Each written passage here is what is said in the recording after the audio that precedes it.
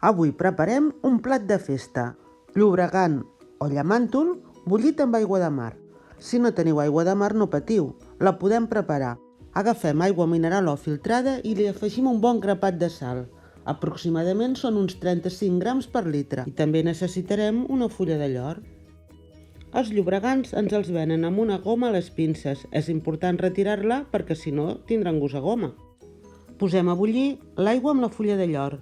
Quan arrenqui el bull hi afegim els llobregans i a partir del moment en què l'aigua torna a arrencar el bull els deixem màxim 7 o 8 minuts. Els traiem de l'olla i els deixem refredar a temperatura ambient.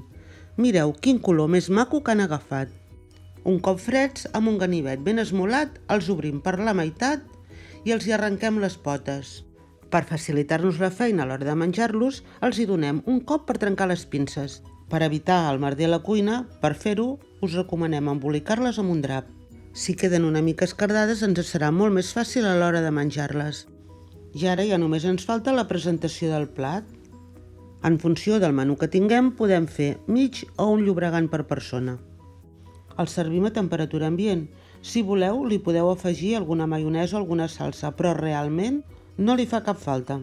Aquest per nosaltres és un clàssic que preparem cada any per la revetlla de Sant Joan i els nostres amics ja l'esperen. I com sempre us demanem que no marxeu sense deixar-nos un like o algun comentari. I si no us heu subscrit, feu-ho, així ajudeu a que el nostre canal creixi i rebeu un avís quan publiquem noves receptes.